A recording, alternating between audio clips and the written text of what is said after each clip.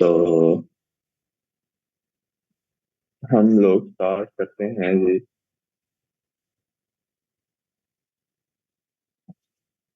कल हमने सेकेंडरी सर्वे तक कर लिया था ना। जी सर। अच्छा, एक ना ट्राइज होता है या ट्राइज ट्राइज कोई हर तरह कोई डिफरेंट जो प्रोनाउंसिएशन करता है। इब्राहिम, इसका कोई क्वेश्चन था? नहीं सर, इसका नहीं था कोई क्वेश्चन। फिर रहने दो।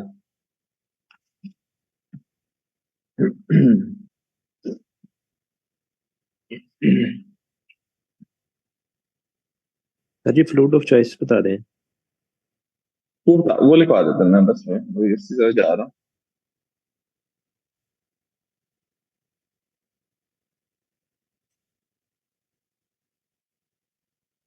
आतिफ, डॉक्टर जोया, मेरी आवाज आ रही है आपको?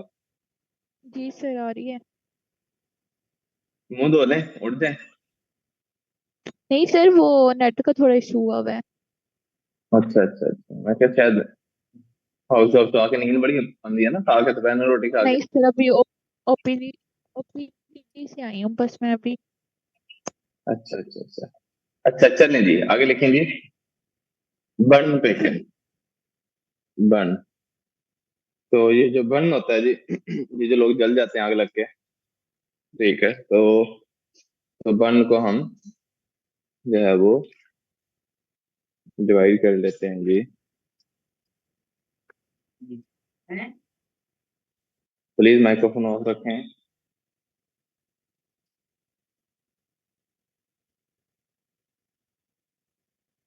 इब्राहिम, जी सर। बर्न के क्वेश्चन थे। जी सर, डिग्रीज ऑफ बर्न का क्वेश्चन था, फ्लूट ऑफ चॉइस और रूल ऑफ टू का क्वेश्चन था, रूल ऑफ 9। ठीक है। जी सर।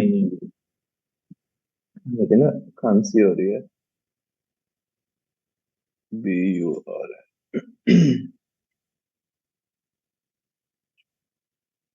पार्कलैंड फार्मूला भी था सर इसमें।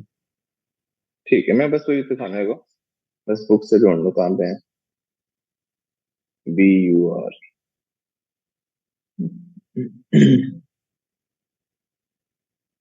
547।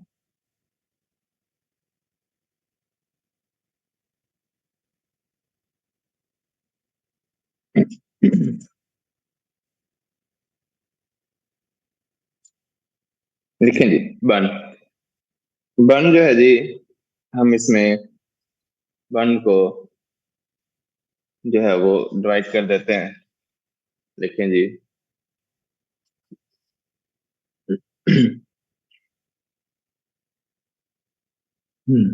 डिग्रीज में ना, तो फर्स्ट डिग्री बर्न एक होता है जी, first degree burn.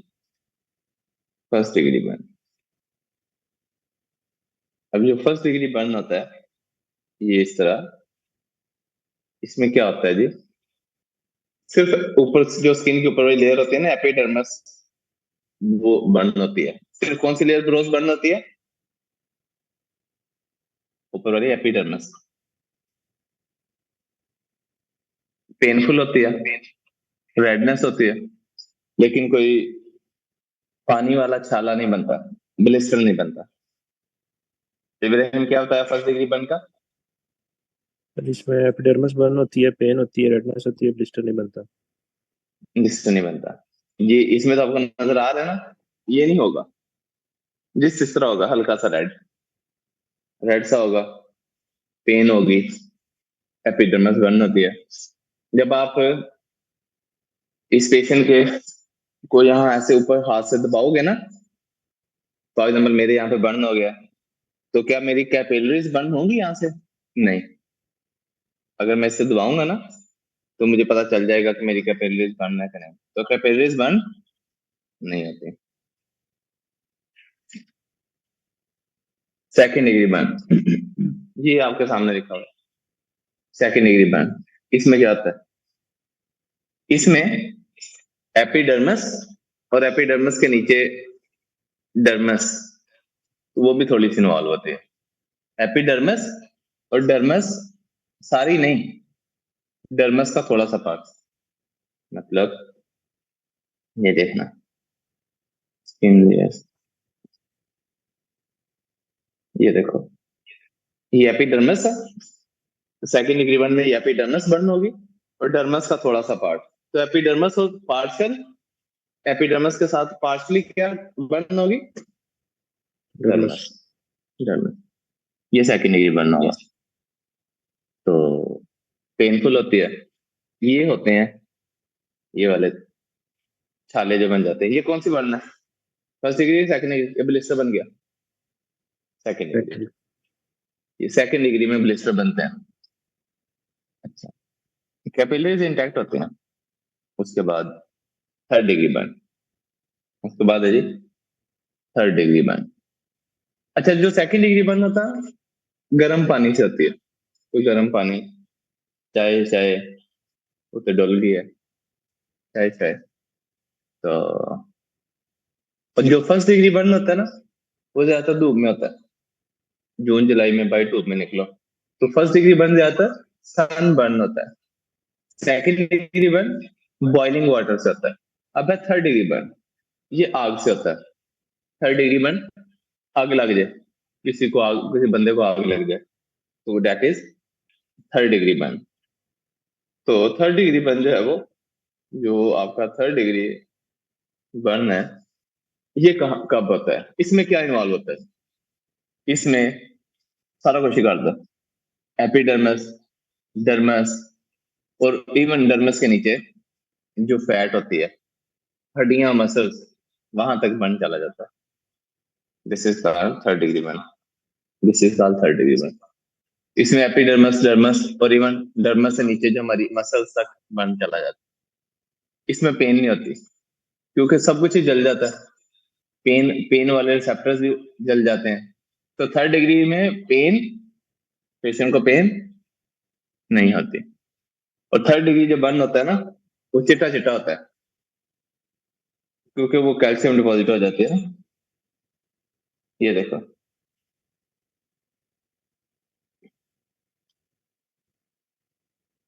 Third degree burn जो है वो चिट्टा चिट्टा होता है। और इसमें कैपिलरीज इंटैक्ट नहीं होते हैं, कैपिलरीज भी बर्न हो जाते हैं थर्ड डिग्री बर्न। इसमें स्किन वाइट से हो जाती है। हाँ जी, ये कौन सा बर्न है? ये कौन सी डिग्री है ब्रोस? थर्ड। फिर चिट्टा चिट्टा हो गया सारा। ये थर्ड डिग्री बर्न है। इसमें कैपिलरीज भी बर्न हो जाती हैं, पेन सेप्टर्स भी बर्न हो जाते हैं, इसलिए कोई दर्द सर्द नहीं होती। तो ये कौन सा बर्न होता है? दिस इज कॉल्ड अपना थर्ड डिग्री बर्न। अच्छा, अब फर्स्ट डिग्री बर्न जब वर्ड आएगा ना पेपर में, इसको वो कहेगा sometime superficial partial thickness burn. आगे लिख दो, फर्स्ट डिग्री बर्न के आगे लिख दो superficial partial thickness burn. Second degree के आगे लिख दो deep partial thickness burn. Deep partial thickness burn. Third degree के आगे लिख दो फुल थिकनेस बर्न। जी क्लियर हो गया? इब्राहिम, क्या क्वेश्चन था, जल्दी से बता दो। सर पेन रिसेप्टर का क्वेश्चन था कि इसमें पेन रिसेप्टर जुड़ेंगे सर। उसके अलावा डर्मिस, डर्मिस और एपिडर्मिस का क्वेश्चन था। ब्लिस्टर्स का क्वेश्चन सर इसमें आता है। ये चीजें यार ब्लिस्टर किस में बनते हैं? First degree, second degree? Second. तो चिट्टा चिट्टा किस में जाता है? थर्ड वाइट डिग्री में। वाइट थर्ड डिग्री में। जी आतिफ मेरा समझ सबको क्लियर? आगे चलें जी। Yes sir. जो फर्स्ट डिग्री बर्न होता है ना, अगर हम इसकी बात करते हैं अपना, ठीक है।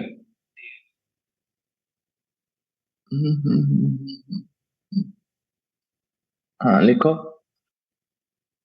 जो आपका फर्स्ट डिग्री बर्न होता है ना, ये 2 हफ्ते के अंदर ठीक हो जाता है। कोई स्कार नहीं बनता, कोई निशान नहीं पड़ता। मतलब मेरे हाथ पे आपको कोई निशान नजर आ रहा है ब्रोस? नहीं। तो इसका मतलब मुझे पार्शियल थिकनेस बर्न हुआ ही नहीं। देखिए मेरे हाथ पे ये एक निशान है, इसकी हिस्ट्री आपको बताता हूँ। ये देखो यहाँ पे निशान है ये, नक्कल से तुम्हें आप यस सर। मेल्टेल होनी है सर। नहीं, ये मैंने चाइना में ना सेकंड ईयर में मेरी लड़ाई हुई थी और फिर मैंने हॉस्टल का शीशा तोड़ा था दरवाजे का, मुक्का मार के। आगे लिखो, नेक्स्ट है जी। किसके लिए? नेक्स्ट लिखो। तो जी क्लियर हो गया। तो फर्स्ट डिग्री वन जो है वो 2 हफ्ते में क्लियर हो जाता है और इसके रेजिडुअल को स्कार मार्क्स नहीं बनते। जो पार्शियल जो सेकंड डिग्री वन है ना, ये 3 हफ्ते ले लेता है, 3 हफ्ते में ले लेता है और इसमें आपको बन जाते हैं। जो सेकंड डिग्री वन है ना, इसके अंदर आपको स्कार्स बन जाते हैं। जो फुल थिकनेस बर्न है ना, वो आपको उसमें बन जाते हैं, उसमें तो डेफिनेटली आपको स्कार्स बन जाते हैं। अच्छा, बर्न की ना, बर्न पेशेंट की क्राइटेरिया क्या है, कितने परसेंट बर्न हुआ है? इसमें ना हम 9% का रूल रखते हैं। 9% का रूल रखते हैं। 9% का रूल बर्न पेशेंट में। अब फॉर एग्जांपल 9% से क्या मुराद है? अगर पेशेंट का चेहरा और हेड और फेस बर्न हो जाए तो कितने परसेंट बॉडी का एरिया बर्न हो गया? इससे मुराद क्या है? 9%। 9%। 9%। अगर चेस्ट सामने से बर्न है तो कितने परसेंट बॉडी का एरिया बर्न है? 9%। 9%। बैक साइड से, बैक साइड बर्न है, ठीक है, चेस्ट की बैक साइड बर्न है तो 9%। पेट का सामने वाला हिस्सा बर्न है, 9%। एक पूरा अपर लिम्ब बर्न है, 9%। लेफ्ट अपर लिम्ब बर्न है, 9%। राइट लेग बर्न है, राइट नी तक बर्न है, 9%। नी से नीचे बर्न है, 9%। तो ये 9% रूल आप लोगों को याद रहेगा ब्रोस? आते मेरा थोड़ा समझ। Yes sir. ये रूल ऑफ 9 जो है वो हमने देखना होता है।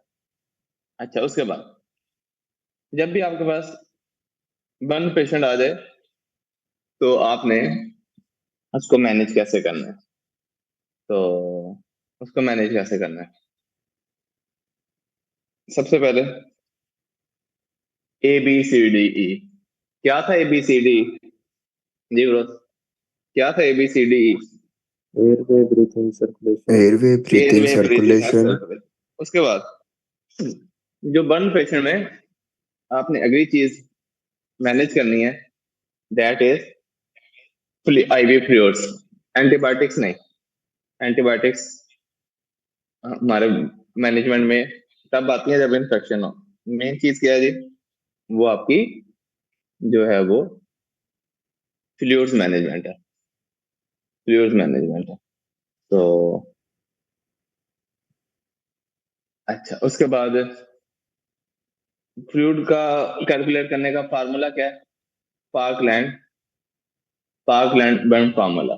अब ये जो बर्न पेशेंट में हम फ्लूइड्स देते हैं, ये हमने देखना है कितना फ्लूइड देना है। हम पार्कलैंड फार्मूला अप्लाई करते हैं। पार्कलैंड फार्मूला अप्लाई करते हैं। अच्छा, एक और चीज, मेरा और आपका हेड और फेस बर्न हो तो कितने परसेंट एरिया बर्न होगा? 9%। 9%। 9%। अगर बच्चे का हो तो 18%। बच्चे में डबल होता है ना, बच्चे का हेड फेस बॉडी के साइज से बड़ा होता है। अगर बच्चों में हेड और फेस इन्वॉल्व हुआ हो तो उनमें कितने परसेंट एरिया लिखोगे हेड और फेस का? 18%। 18%। अच्छा, बर्न पेशेंट का फ्लूइड कैलकुलेट करने का फार्मूला क्या है? Parkland formula. इस पार्कलैंड फार्मूला में हमने क्या करना होता है? लिखो, पार्कलैंड फार्मूला के अंदर हमने कितना फ्लूइड देना है? 4 ml मल्टीप्लाई बाय कितने परसेंट एरिया बॉडी का बर्न है, ठीक है, मल्टीप्लाई बाय कितने परसेंट बॉडी का एरिया बर्न है और पेशेंट का वजन कितना है। इब्राहिम कैलकुलेटर निकालो, डॉक्टर जोया कैलकुलेटर निकाले।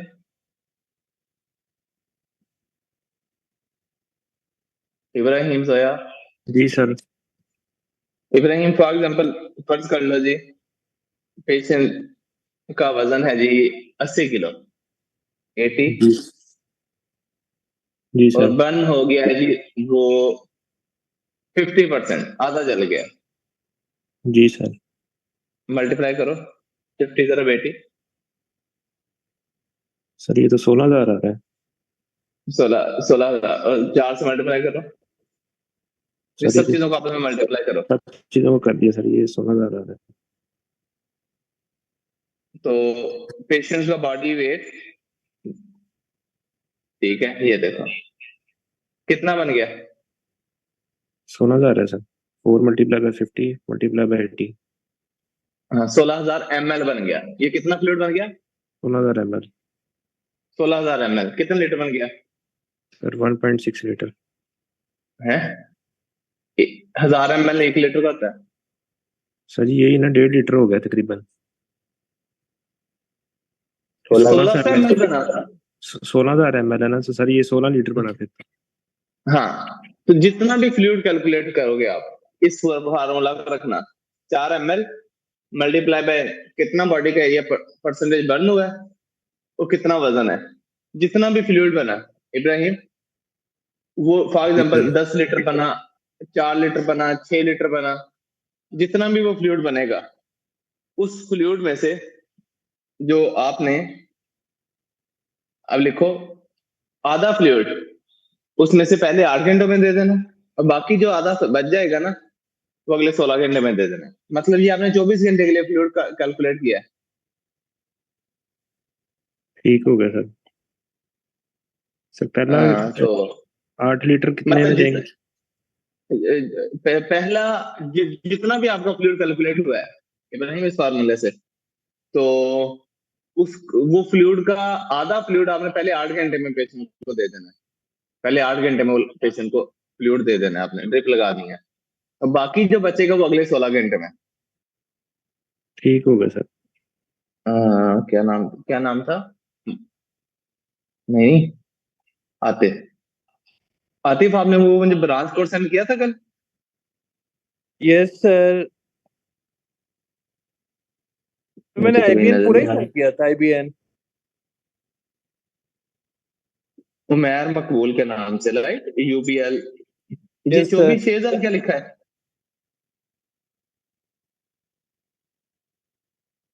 अब नीचे बस अकाउंट नंबर चाहिए। आतिफ, ये यूबीएल 24,600 क्या लिखा हुआ है? सर मैं देखता हूँ, एक सेकेंड। शाबाश, जल्दी बताओ।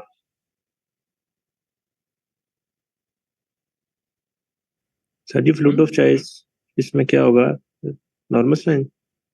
नमस्कार, एक मिनट मैं बताता हूँ, एक मिनट मुझे बस चाहिए थोड़ा। सर वो 2,46,000 था सर।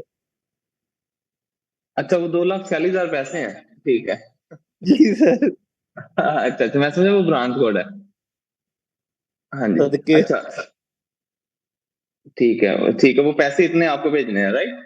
ठीक है ठीक है। अच्छा चले, तो नेक्स्ट लिखें जी। तो अच्छा, ये आपने फ्लूइड कैलकुलेट कर लिया, तो उसके बाद आपने जो फ्लूइड, इब्राहिम वो मैं आपको लिस्ट बनवाता हूँ एंड पे। Okay sir. हमने इसमें फ्लूइड देना है Ringer lactate, not normal saline. Ringer lactate देना है बर्न पेशेंट में, उसकी मैं वजह बताता हूँ। हूँ मैं कितने सीखा? पार्कलैंड में। नहीं, मैं क्या बता रहा था? और हाफ लीटर जो उनसे फ्लूइड हाँ जी, जो आधा फ्लूइड है वो आपने पहले 8 घंटे में दे देना है, और जो रिमेनिंग आधा फ्लूइड है अगले आपने 24 घंटे में दे देना है। इब्राहिम क्लियर है यहाँ तक पॉइंट? आगे चलें। जी सर। अच्छा, उसके बाद और जो पेशेंट को, आपको कैसे पता चलेगा कि आप फ्लूइड ठीक दे रहे हो? पेशेंट के पेशाब पे नजर रखनी है। कम से कम पेशेंट का यूरिन आउटपुट, अगर किसी भी पेशेंट में आपने देखना है ना फ्लूइड, पेशेंट डिहाइड्रेटेड है कि नहीं है, पेशेंट को ठीक पानी जा रहा है, जितना पानी उसे चाहिए उतना जा रहा है, उसके किस पे नजर रखो? पेशाब पे। कम से कम यूरिन आउटपुट कितनी होनी चाहिए? 0.5 ml, 0.5 ml पर KG per hour. For example आपके पास एक बर्न पेशेंट आ जाता है, आपने उसको ये पार्कलैंड फार्मूला के अकॉर्डिंगली ड्रिपें लगा दी हैं, अब आपको कैसे पता चलेगा कि वो ठीक फ्लूइड दिया आपने क्वांटिटी में, पेशेंट ठीक है, पेशेंट को जितना जाना चाहिए उसकी क्या नोट करो, उसने पेशाब कितना किया। तो अगर अच्छा पेशेंट का स्टेटस होगा इसका मतलब उसको पेशाब आ जाना चाहिए। अगर उसको पेशाब नहीं आ रहा इसका मतलब अभी भी आपको फ्लूइड के अंदर कोई ना कोई प्रॉब्लम है, आपको फ्लूइड बढ़ाना पड़ेगा। समझ आ गई? आती मेरा तो समझ। तो जी सर।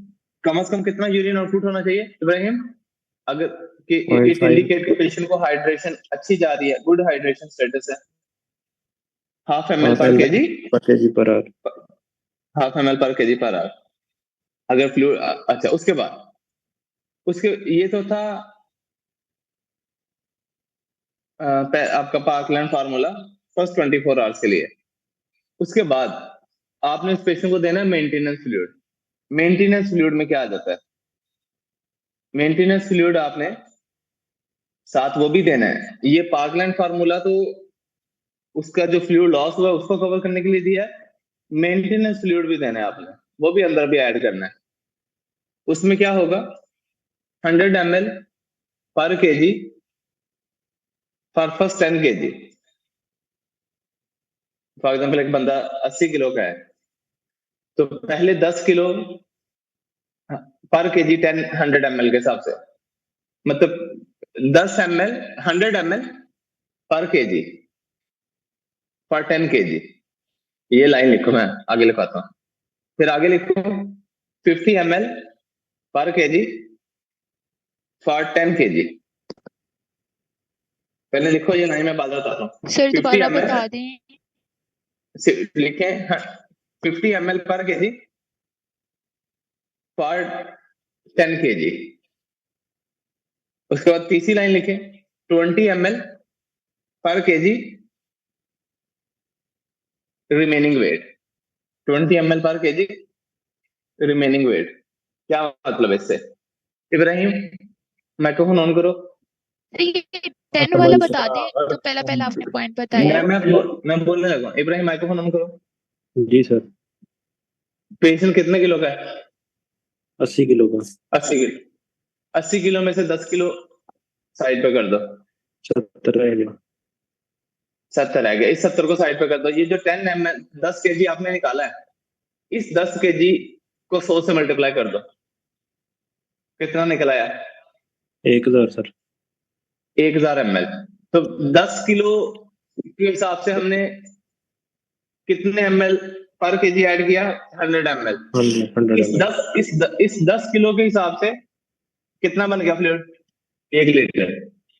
जी सर। बकाया कितना बच गया पेशेंट का वजन? ये 10 साइड पे कर दो। 70। उस 70 में से 10 केजी और निकाल लो अंदर से। सर बकाया 60 कितना रह बच गया। गया? 60 60 को रह साइड पे कर दो। अब ये जो 10 केजी आपने वेट लिया है, इसको 50 ml पर केजी के हिसाब से मल्टीप्लाई करो। कितना बन गया? 500 ml।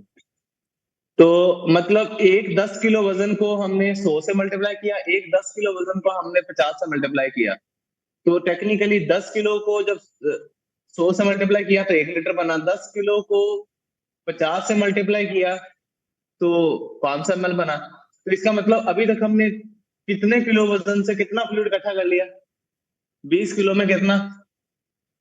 1500 ml। अब बकाया कितना बच गया इब्राहिम इस पैसे का वजन? 60 kg। सर अब 60 किलो बकाया, 60 केजी बच गया था ना। वो बाकी जितना भी बचा होगा उसको 20 से मल्टीप्लाई कर दो। 1200 ml। 1200 ml। सर इसका मतलब रिमेनिंग, आप ये मैं आपको यही बताना चाह रहा हूँ कि जितना भी मरीज का वजन हो, पहले अंदर से 10 किलो को 100 से मल्टीप्लाई करना है, फिर एक और 10 किलो को 50 से मल्टीप्लाई करना है, उसके बाद जितना वजन बच जाए उसको 20 से मल्टीप्लाई करना है। ठीक हो गया सर। समझ आ गई सब लोगों को? जी ब्रोस। डॉक्टर जोया। जी सर। अब for example doctor Zoya total 50 kilo की है। इब्राहिम डॉक्टर जोया का वेट के हिसाब से फ्लूइड कैलकुलेट करो। पहले 10 किलो वही 100 से मल्टीप्लाई करो, अगले 10 किलो 50 से मल्टीप्लाई करो, ये तो सेम निकला। डॉक्टर जोया, मेरी बात सुने सब लोग, अगर डॉक्टर जोया का वजन 50 केजी है तो डॉक्टर जोया का पहले 10 किलो के हिसाब से 1 लीटर बन गया। जी सर। उसके बाद सेकंड अगेन 10 किलो और ले लो, उसके हिसाब से 500 ml बन गया, 50 ml से मल्टीप्लाई किया। जी सर। अब बकाया डॉक्टर जोहा का वजन कितना बच गया? 30 किलो। जी 50 सर। किलो टोटल था ना, अब रिमेनिंग वेट जो होगा उसको 20 से मल्टीप्लाई कर देना। तो पहला दो चीजें तो ये है मेंटेनेंस फ्लूइड, कि जितना भी उस मरीज का वजन है पहले 10 केजी को 100 से मल्टीप्लाई करो, अगले 10 केजी को 50 से मल्टीप्लाई करो, उसके बाद जितना वजन बचेगा उसको 20 से मल्टीप्लाई कर दो। सबको क्लियर हुआ? Doctor Zoya, Yes. Atif Mehra Yes, Zoya, जी सर, लग गई समझ। Yes sir. तो ये है मेंटेनेंस फ्लूइड, ये भी हमने साथ ऐड ऑन करना है, ठीक है। अच्छा, उसके बाद आगे लिखो जी। डॉक्टर जोया आपको जी क्लियर हो गया? सर।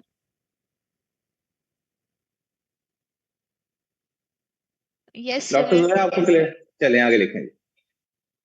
तो अब फॉर एग्जांपल मेरा वेट 17 किलो है, मेरा पहले 10 केजी 100 ml के हिसाब से 1 लीटर बनेगा, अगले 10 केजी 500 ml के हिसाब से 500 ml 50 ml के हिसाब से 500 ml बनेगा, रिमेनिंग जो 50 किलो वजन होगा उसको 20 से मल्टीप्लाई कर दूंगा। ये मेंटेनेंस फ्लूइड होगा।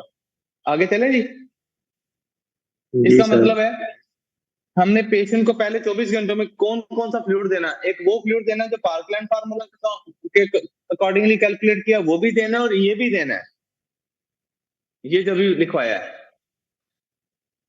बात समझ गए? पार्कलैंड फार्मूला के अकॉर्डिंग 4 लीटर बने, 5 लीटर बने, 7 लीटर बने, 8 लीटर बने, वो भी देना है और ये भी देना है, मेंटेनेंस फ्लूइड भी देना है, दोनों देने हैं आपने पहले 24 घंटे के अंदर। क्लियर है? जी sir. Yes sir. Fluid of choice कौन सी होगी? Ringer lactate. Ibrahim, burn patient में कौन सा फ्लूइड ऑफ चॉइस होगी? Ringer lactate. रिंगर लैक्टेट में क्यों? क्योंकि रिंगर लैक्टेट में लैक्टिक एसिड होता है, लैक्टेट होता है। लैक्टेट जो होगा वो जब लीवर में जाता है तो लीवर उससे बाइकार्बोनेट आयन बनाता है। अब बर्न पेशेंट को मेटाबॉलिक एसिडोसिस होती है, बर्न पेशेंट ऑलरेडी किस फेज में होता है? Metabolic acidosis. मेटाबॉलिक एसिडोसिस में होता है। तो एसिडोसिस को ठीक करना है तो हमें अल्कलाइन मटेरियल चाहिए। बाइकार्बोनेट आयन क्या होता है? अल्कलाइन। अल्कलाइन। तो रिंगर लैक्टेट में जो लैक्टेट है वो लैक्टेट लीवर के अंदर जाता है और लीवर उस लैक्टेट से क्या बनाता है? बाइकार्बोनेट। बाइकार्बोनेट आयन ब्लड में आएगा तो एसिडोसिस बेहतर हो जाएगी। जी सर। इसलिए बर्न पेशेंट में क्यों हम fluid of choice Ringer lactate देते हैं? क्योंकि इससे मेटाबॉलिक एसिडोसिस भी थोड़ी इंप्रूव होती है। क्योंकि नॉर्मल लाइन क्यों नहीं दे रहे? नॉर्मल लाइन एसिडोसिस करता है, नॉर्मल लाइन एसिडोसिस करता है। यहाँ पे हमने फ्लूइड ऑफ चॉइस कौन सा देना है जी ब्रोस? Ringer lactate. किसी को नॉर्मल लाइन बहुत ज्यादा लगा दो, एसिडोसिस हो जाती है। आई होप आप सब लोगों को पॉइंट क्लियर हो गया जी ब्रोस। आगे चलें जी।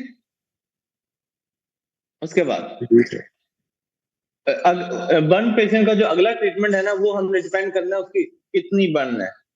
फर्स्ट डिग्री पे तो जरूरत नहीं पड़ती, सेकंड डिग्री के अंदर भी जरूरत नहीं पड़ती, ज्यादातर तो बर्न पेशेंट की हमें जरूरत पड़ती है थर्ड डिग्री बर्न में।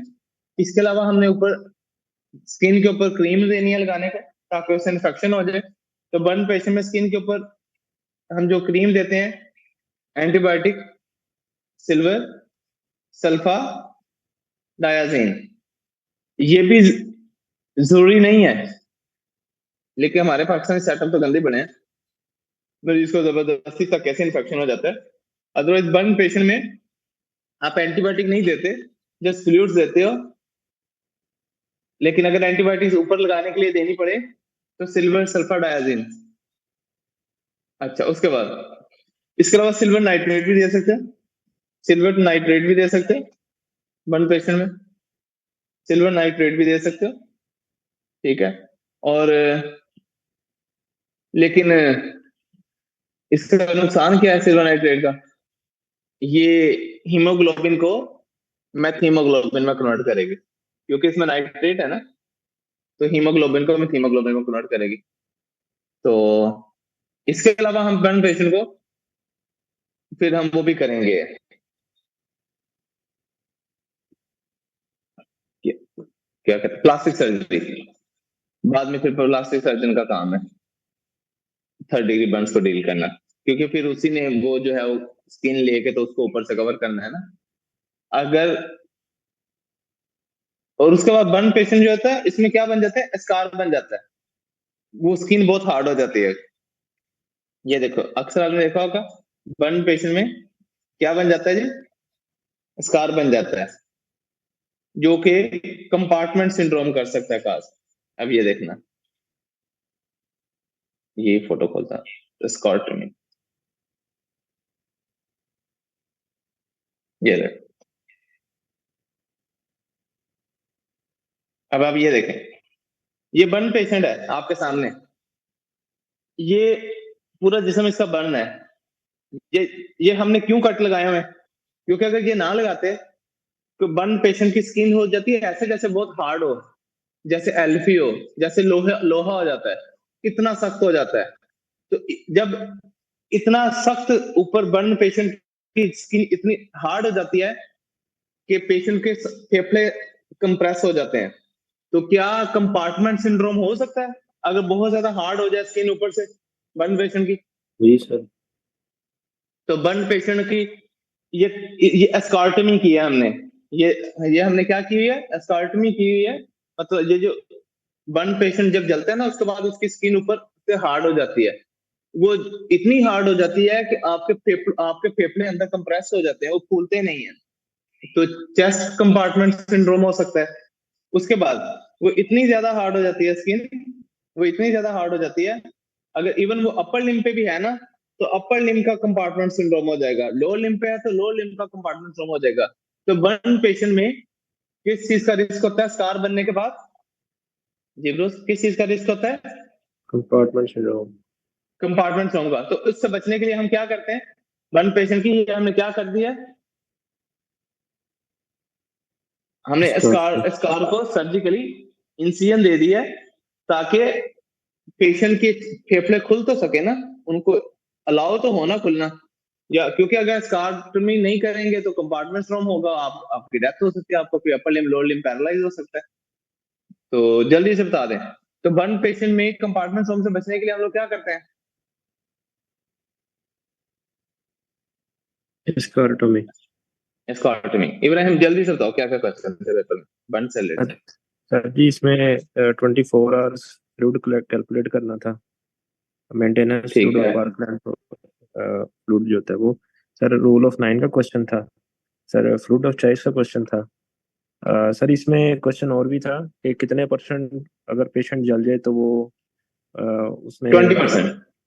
जी बर्न सर। पेशेंट जो बर्न सेंटर में जो आपने रेफर करना है वो 20% बर्न होता है। तो जी सर। सर वो डेथ डेथ रेट किसमें कितने % में ज्यादा होता है? जितना ज्यादा बर्न होता जाएगा डेथ रेट बढ़ता जाएगा। तो सर जी अगर सिर्फ एक पाम जली हो तो फिर वो 1% काउंट नहीं होगी? नहीं, वन, हाँ वो ओनली 1% एरिया बर्न है, सिर्फ ठीक पाम है सर। बर्न है। पेरिनियम बर्न हुआ, पेरिनियम बर्न हो मतलब आपके जो एनएस वाला एरिया या पाम बर्न हो तो ये 1% एरिया है। तो जी ब्रोस इब्राहिम क्वेश्चन क्लियर हो गए बर्न के? जी सर हो गए। अच्छा, उसके बाद बर्न पेशेंट की न्यूट्रिशन बहुत इंपॉर्टेंट है। तो न्यूट्रिशन इन लोगों को हमने एज सून एज पॉसिबल क्या स्टार्ट करवानी है? जी bros, as soon as possible क्या स्टार्ट करवानी है? Oral nutrition. फीड। हमने फीडिंग स्टार्ट करवानी है। अगर तो पेशेंट ओरल फीड ले सकता है तो वेरी गुड, अगर ओरल नहीं ले सकता तो आपने पूरी क्या डाल देनी है, एनजी ट्यूब, नेज़ोगैस्ट्रिक ट्यूब। उसके बाद आगे लिखें जी, ये जो बर्न पेशेंट होते हैं इनमें इनके अंदर बॉडी टेम्परेचर हाई हो जाता है। इससे मुराद ये नहीं है कि इन्फेक्शन है, क्यों? क्योंकि बर्न पेशेंट के अंदर मेटाबॉलिज्म बहुत तेजी से चल रहा होता है। बर्न पेशेंट किस स्टेज में होते हैं? हाइपर मेटाबॉलिक फेज में होते हैं। इनको बहुत ज्यादा एनर्जी चाहिए होती है। तो बर्न पेशेंट को अगर फीवर हो जाए तो जरूरी है कि वो इन्फेक्शन है? No sir. नहीं। क्यों? क्योंकि मेटाबॉलिज्म बहुत बड़ा होता है इनका, तो इसलिए burn patient hyper metabolic phase में होते हैं। बर्न पेशेंट की स्किन के ऊपर इन्फेक्शन लिखा आ जाता है समटाइम्स सूडोमोनास, लिख दो साइड पे। बर्न पेशेंट पे अगर स्किन का इन्फेक्शन हो जाए तो सूडोमोनास, और सूडोमोनास बैक्टीरिया का जो इन्फेक्शन होता है उसमें ग्रीन कलर की पस आती है। इसमें बर्न पेशेंट के पास पौधे वगैरह, गुलदस्ते, फूल ये नहीं रखने चाहिए, क्योंकि वहां पे सूडोमोनास होता है। बर्न पेशेंट का इन्फेक्शन होता है सूडोमोनास का, ग्रीन पस होती है, इसलिए इनके पास कोई गुलदस्ते, फूल वगैरह, पौधे, ये चीजें नहीं होनी चाहिए। इब्राहिम क्या क्वेश्चन था? सर जी सूडोमोनास का था कि बर्न पेशेंट है तो उसके पास पौधे ले गए, उसको इन्फेक्शन हो गया, तो कौन सा इन्फेक्शन है? यस, उसके बाद नेक्स्ट लिखें जी। बर्न पेशेंट को कैलोरीज की बहुत ज्यादा रिक्वायरमेंट होती है, और बट ठीक है। हाँ, अगर इलेक्ट्रिक शॉक हो जाए, अगर इलेक्ट्रिक बर्न हो, करंट लगता है, उसमें ज्यादातर क्या होती है करंट लगने से? राब्डो, एब्डोमेनोसिस। एब्डोमेनलिसिस। और बर्न पेशेंट के, और ये जो बिजली का झटका लगता है, इसमें भी बॉडी टेम्परेचर हाई हो जाता है। इसमें बॉडी टेम्परेचर हाई क्यों होता है? जो बंदा मुझे बताएगा उसको 20 रुपए इनाम दूंगा। Sir malignant hypothermia. नहीं नहीं, बॉडी टेम्परेचर हाई होता क्या, कौन सी बॉडी के अंदर चीज होती है जो टेम्परेचर हाई करती है करंट लगने से? हाइपोथैलेमस। और कोई?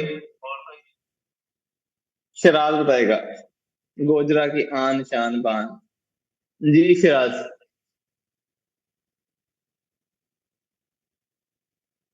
डॉक्टर जोया, इनकी जरा अटेंडेंस तो लें।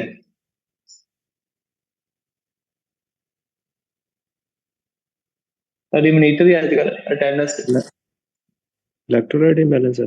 जी सर नेट नहीं चल सर रहा डॉक्टर मेरा सही। चलें, डॉक्टर जोया अटेंडेंस नहीं पहले, ये बाद में पूछते हैं। जिले, यूसरा, जी sir. Yes, sir. Shiraz, doctor साहब शिराज को वेटिंग रूम में डालें।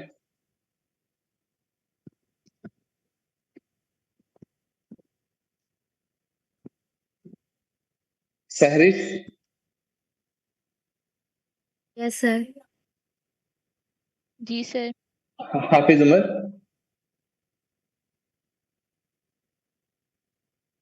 हाफिज उमर, डॉक्टर साहब वेटिंग रूम में डालें।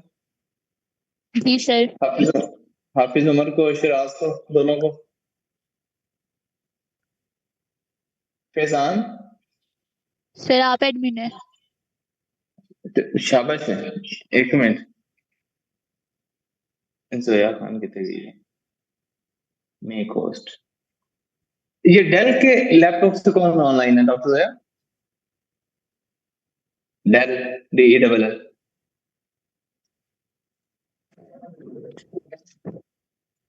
जी सर ये भी आए हैं। ये चले, डेल, डेल वाले भाई को भी आप वेटिंग,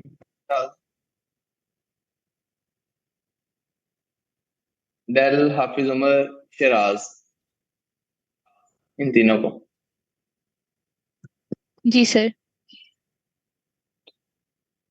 जी इब्राहिम, क्या था, क्या पूछा था मैंने? फीवर क्यों होता है फीवर क्यों इलेक्ट्रिकल होता है? बर्न में?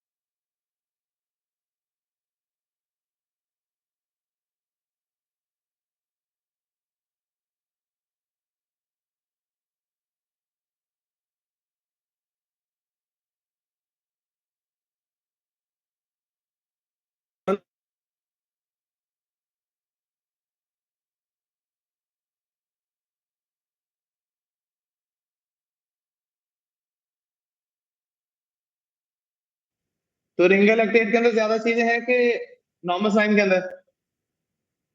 रिंगल लैक्टेट के अंदर। सिंगल तो रिंगल लैक्टेट की टोटल ऑस्मोलैरिटी कितनी बनती है?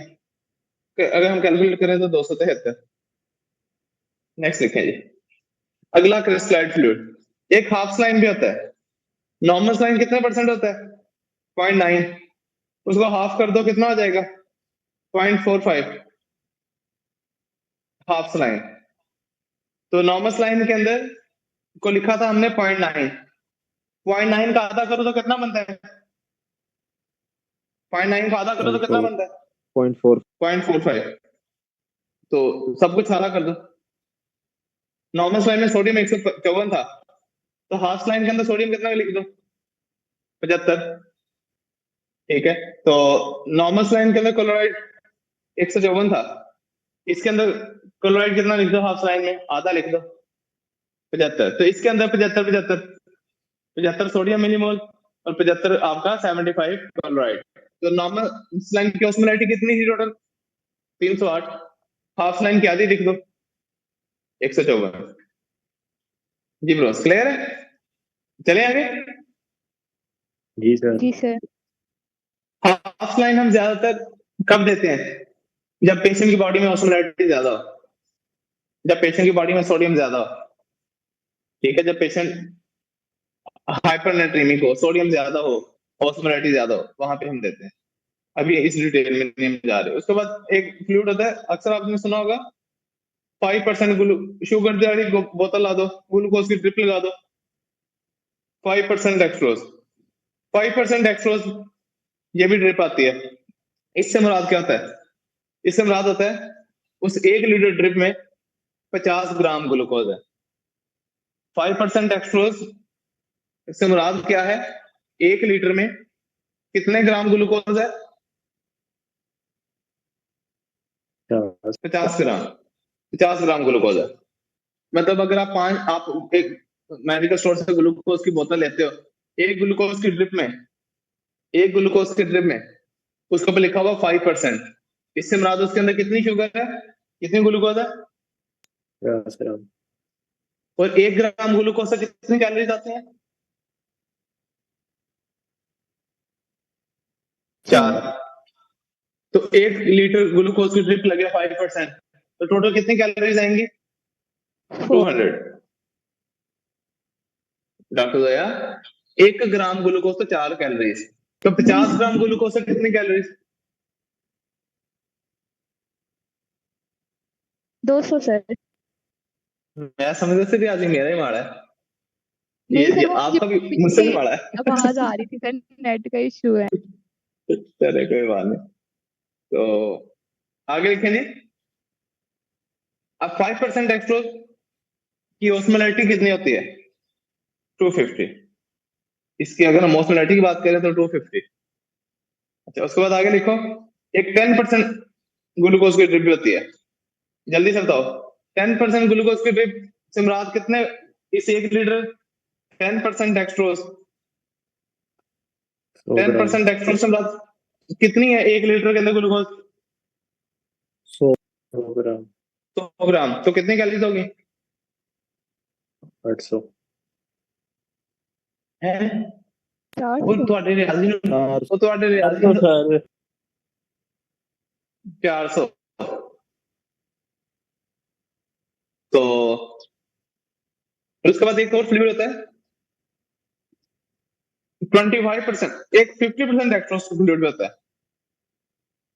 50%, देखो ये तो नहीं, ये कहाँ 5%, कहाँ 50%, इसके एम्प्यूल्स आते हैं छोटे छोटे आपके अस्पतालों में देखें, 50% डेक्सट्रोज की ड्रिप भी आती है।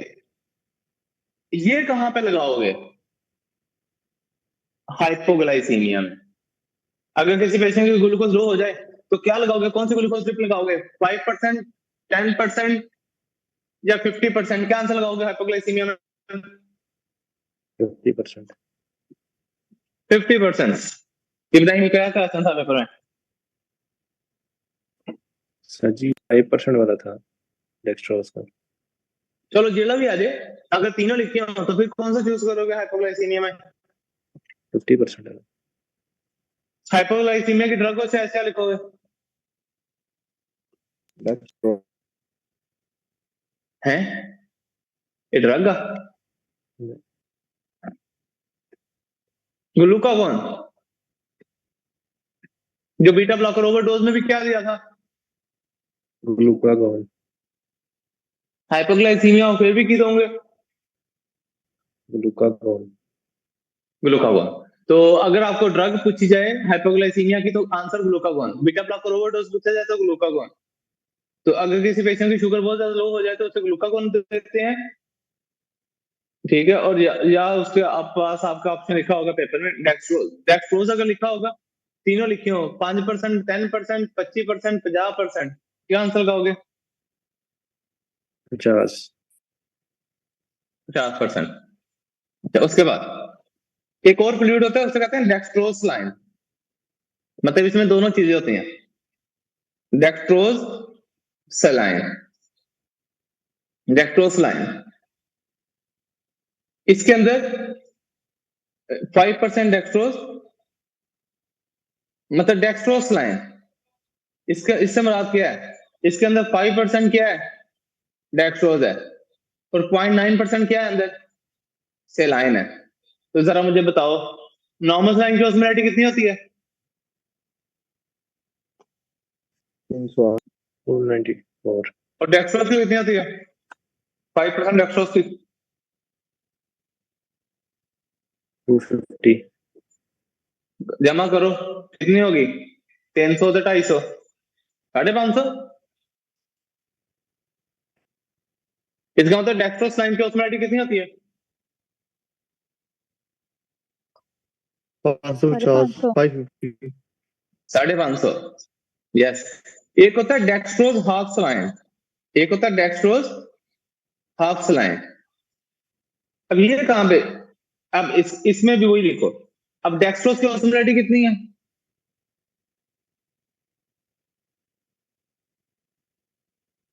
5% डेक्सट्रोज की ऑस्मोलैरिटी कितनी है? 250, हाफ लाइन की ऑस्मोलैरिटी कितनी होगी? 125, 150। तो 150 और 250 कितने हो गए?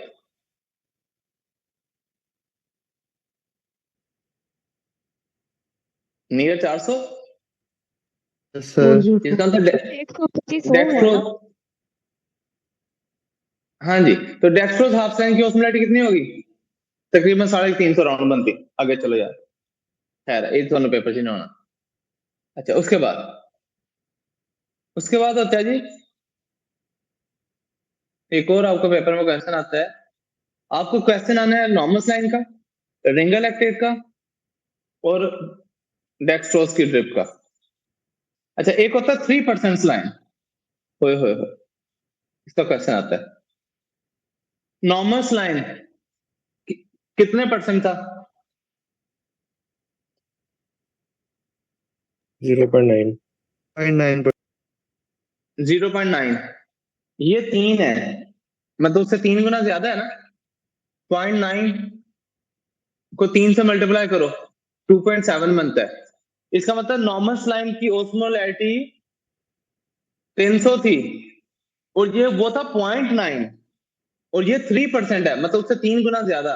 इसका मतलब इसकी ओस्मोलैरिटी कितनी होगी? 1000 के करीब करीब। तो 3% लाइन से क्या मुराद है? 3 गुना ज्यादा सोडियम है नॉर्मल लाइन से। तो नॉर्मल लाइन की ओस्मोलैरिटी थी 300, तो इसकी ओस्मोलैरिटी कितनी होगी? 1000। 1000 के करीब। तो ये हम कब देते हैं? ब्रेन एडिमा को कम करने के लिए, ब्रेन एडिमा को कम करने के लिए। तो अगर ब्रेन एडिमा हो कौन सा स्लाइन देंगे? पेपर में पूछे आपसे तो जल्दी ना 3%। बता दो। 3% स्लाइन। उसके बाद अगर पेशेंट का सोडियम 120 से कम हो और पेशेंट के मेंटल स्टेटस चेंज हो, अल्टर्ड मेंटल स्टेटस हो, और सोडियम 120 से कम हो, तो फिर भी क्या देंगे?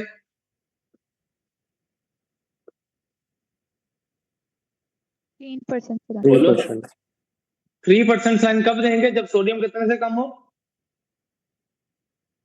120 से 120 से, और साथ में पेशेंट सिम्टोमेटिक भी हो, मेंटल स्टेटस चेंज हो, पेशेंट को झटके लग रहे हो, फिट्स हो रहे हो, तो डॉक्टर जो है आपके पास एक मरीज है उसका सोडियम 120 से कम है, उसका मेंटल स्टेटस चेंज है, उसे फिट्स हो रहे हैं, तो क्या आंसर लिखोगे पेपर में? 3% सलाइन 3% सलाइन समटाइम नहीं लिखा होगा, समटाइम लिखा होगा हाइपरटोनिक सलाइन। क्या लिखा होगा? Hypertonic saline hypertonic saline. आपको एक चीज दिखाता,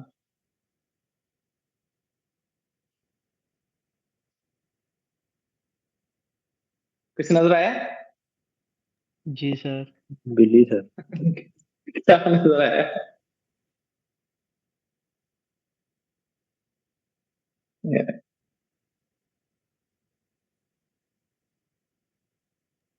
नेक्स्ट लेके जी। सही इंजॉय कर रही है। ये लास्ट लेती है सर आप। वीडियो चले आगे देखिए जी। नेक्स्ट है जी, उसके बाद जी इब्राहिम जल्दी से क्वेश्चन बता दो क्या क्या था पेपर में। सर जी ब्रेन एडीमा वाला क्वेश्चन था। ठीक ठीक है। और बाकी सर वो सिर्फ 5% लाइन का 50% लाइन वाला क्वेश्चन था।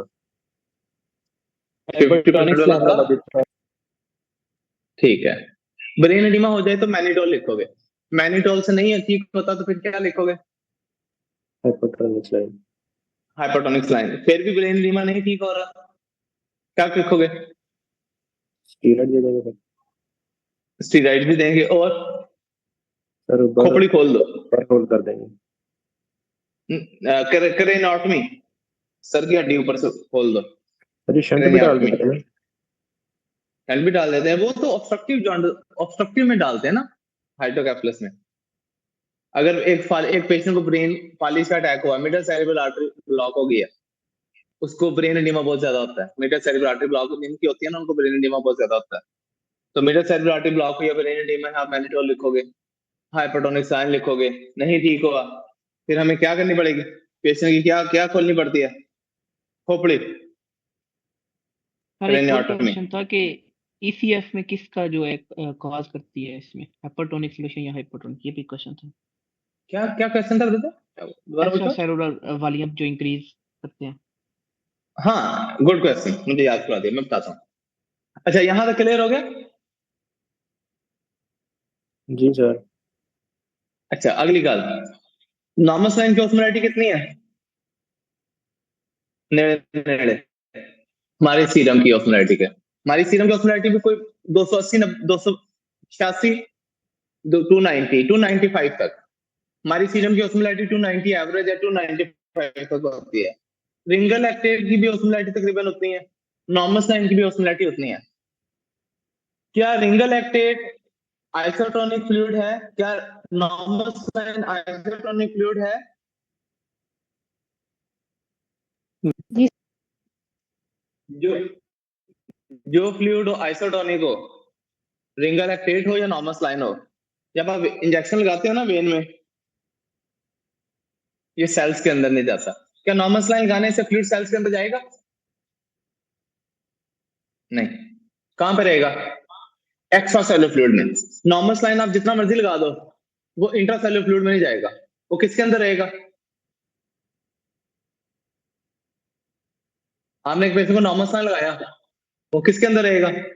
एक्स्ट्रा सेलुलर फ्लूइड में। ब्लड भी एक एक्स्ट्रा सेलुलर फ्लूइड है, ब्लड भी एक्स्ट्रा सेलुलर फ्लूइड है। तो normal saline intra cellular fluid में जाता है कि एक्स्ट्रा सेलुलर फ्लूइड में? जल्दी से बता दो। Extra cellular. एक्स्ट्रा सेलुलर में। 2 लीटर नॉर्मल साइन लगाओ, 4 लीटर लगाओ, 10 लीटर लगाओ, ये सारे का सारा किस में रहेगा? Extra cellular. तो नॉर्मल साइन लगाने से कौन सा फ्लूइड बढ़ता है? Option A intracellular, option B extracellular, option C interstitial, option D intravascular. क्या लिखोगे? Extracellular. Extracellular. जी जी ब्रदर, क्वेश्चन क्लियर हो गया? जी सर। कोई भी फ्लूइड सेल के अंदर तब तक नहीं जाएगा जब तक ऑस्मोलैरिटी में फर्क ना है। अगर ऑस्मोलैरिटी फ्लूइड की भी सेम है, आपके ब्लड की भी सेम है, अगर आइसोटोनिक फ्लूइड लगाते हो वो सेल्स के अंदर मूव नहीं करेगा। नहीं करते। अच्छा, उसके बाद अगर आपने चाहते हो फ्लूइड सेल के अंदर जाए तो डेक्सट्रोज लगाओ। अगर आप इंट्रासेलुलर फ्लूइड लेके जाना चाहते हो तो कौन सा फ्लूइड लगाओ? डेक्सट्रोज। क्योंकि चीनी अंदर जाती है सेल के अंदर, पीछे से फ्लूइड भी चला जाता है। तो अगर आप इंट्रासेलुलर फ्लूइड ज्यादा करना चाहते हो, सेल्स के अंदर फ्लूइड भेजना चाहते हो, डेक्सट्रोज के स्लाइन। डेक्सट्रोज। इसीलिए कीटोएसिडोसिस में ये जो डायबिटिक पेशेंट उल्टियां करते हैं, डीके में नॉर्मल स्लाइन भी लगाते हैं, डीके में डेक्सट्रोज भी लगाते हैं। डीके में जो नॉर्मल स्लाइन लगाते हैं उससे क्या ठीक करते हैं, एक्स्ट्रा सेलुलर फ्लूइड के इंट्रासेलुलर? Extra cellular. और डीके में जो ग्लूकोज की ड्रिप भी लगाते हैं, तकरीबन 3 लीटर नॉर्मल स्लाइन लग जाता है उनको, 3 लीटर ग्लूकोज की ड्रिप लग जाती है। तो डीके में जो 5% डेक्सट्रोज लगाते हैं वो इंट्रासेलुलर फ्लूइड को पूरा करने के लिए लगाते हैं कि एक्स्ट्रा सेलुलर फ्लूइड को? इंट्रासेलुलर। जी इब्राहिम, कोई क्वेश्चन था? जी सर जी, ये नॉर्मल साइन वाला भी था और डेक्सट्रोज वाला भी था क्या क्वेश्चन था? कि इंट्रासेलुलर कौन सा ज्यादा करता है और एक्स्ट्रा सेलुलर फ्लूइड कौन ज्यादा करता है। चलिए गुड। सर आगे। हाँ जी। सर ये मैंने ना डेल वाले को 2 दफा रिमूव किया, इन्होंने बार बार ज्वाइन कर रहे हैं। इनसे पूछ रहे, मैंने इनको मैसेज किया, रिप्लाई नहीं कर रहे। ब्लॉक अब वेटिंग रूम में ना डालें, इनको रिमूव कर दें, फिर ये लिंक ज्वाइन नहीं कर सकते। ठीक है रिमूव कर सर। दें तो वेटिंग रूम में डालते हैं तो लिंक ज्वाइन हो जाता है, जब आप रिमूव करते हो फिर लिंक नहीं ज्वाइन होता। जी सर, रिमूव कर रही हूँ। चलें जी, नेक्स्ट देखते हैं जी। उसके बाद है जी, ये सिर्फ नाम पे जो इशू होता है ना, क्योंकि एक दो स्टूडेंट्स ने ना पहले भी आके तो अब्यूज लैंग्वेज यूज की थी, उसके बाद फिर मैं ये नेम वाले इशू पे ना फिर ट्रस्ट नहीं करता। तो ज्यादातर होता ये है कि कोई अकेडमी का स्टूडेंट ही होता है जो डिफरेंट नेम से ऑनलाइन हो रहा था, फिर वो क्लास के अंदर वो अगर कोई अननोन बंदा, रैंडम बंदा आके लिंक ज्वाइन कर लेता है, और वो अंदर ना फिर वो एक दफा तो एक स्टूडेंट ने अंदर ऐसे ऐसे गंदे अल्फाज बोले थे तो मेरा मूड ऑफ हो गया था, मैंने क्लास बंद कर दी थी। इसलिए मैं अब फिर रिस्क ही नहीं लेता इस बात का। आगे यस चलें सर। दोस्त? जी सर। यस नेक्स्ट देखें जी। उसके बाद नेक्स्ट है जी अपना, ये थे क्रिस्टलाइट फ्लूइड, कोलाइड फ्लूइड्स। उसके बाद कौन से फ्लूइड्स होते हैं? कोलाइड्स। अब ये जो कोलाइड्स होते हैं ये कौन से होते हैं जी? कोलाइड फ्लूइड्स होते हैं, इनके अंदर प्रोटीन्स होती हैं या पॉलीसेक्राइड्स होते हैं। कोलाइड फ्लूइड्स के अंदर प्रोटीन्स होते हैं, पॉलीसेक्राइड्स होते हैं। और जो कोलाइड फ्लूइड्स होते हैं ना, ब्लड वेसल के बाहर नहीं जाते। कोलाइड फ्लूइड लगाते हो, ये कहां पे जाएंगे? Option A intracellular, option B extracellular, option C interstitium, option D inside the vessels, intravascular. क्या आंसर लगाओगे?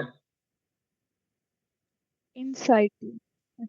ये कहीं पे नहीं जाएंगे, ये ना इंटरसेलुलर मूव करेंगे, ना इंटरस्टिशियम में मूव करेंगे, ना ये आपके जो है वो, तो ये सिर्फ सिर्फ ब्लड वेसल्स के अंदर ही रहेंगे, क्योंकि ये कैपिलरी से निकल के बाहर नहीं जाते हैं। तो जल्दी से बता दें, एक पेशेंट को कोलाइड फ्लूइड लगे हैं, कौन सा वॉल्यूम बढ़ेगा? Intracellular, interstitial, option C extracellular, option D intravascular. क्या लिखोगे? इंट्रावास्कुलर। इंट्रावेस्कुलर। कोलाइड फ्लूइड्स कौन कौन से होते हैं? ब्लड, ब्लड हमारा कोलाइड है। एफएफए ये हमारे कोलाइड्स हैं। एल्ब्यूमिन इंजेक्शन जो लगता है ये हमारा कोलाइड है। एक अस्पतालों के अंदर आपने सुना होगा हेमासिल, इमरजेंसी में बीपी लो हो जाए तो हेमासिल, ये भी कोलाइड है, ये आपके सारे कोलाइड है। कोलाइड फ्लूइड ज्यादा कब इस्तेमाल करते हैं? जब सडन हमने बीपी को ऊपर लेके जाना है। कोलाइड फ्लूइड्स किस चीज के लिए अच्छे नहीं है? दिल के लिए, कार्डियो पेशेंट में सेफ नहीं होते। जी इब्राहिम, क्या क्वेश्चन था? सर इसमें इंट्रावेस्कुलर फ्लूइड ज्यादा करने का क्वेश्चन था सर, और कार्डियोटॉक्सिक का क्वेश्चन था या बीपी का क्वेश्चन था। यस, अगर बहुत ज्यादा बीपी लो हो, इमरजेंसी में मरीज आया, उसका बीपी बहुत लो है, पूरी लाइक उसका बीपी नील है, कौन सा फ्लूइड लगाओगे? Colloid sir. आप लिखोगे कोलाइड। अच्छा, कोलाइड फ्लूइड कौन सा मरीज में सेफ नहीं है? कार्डियो पेशेंट में। आगे लिखो जी।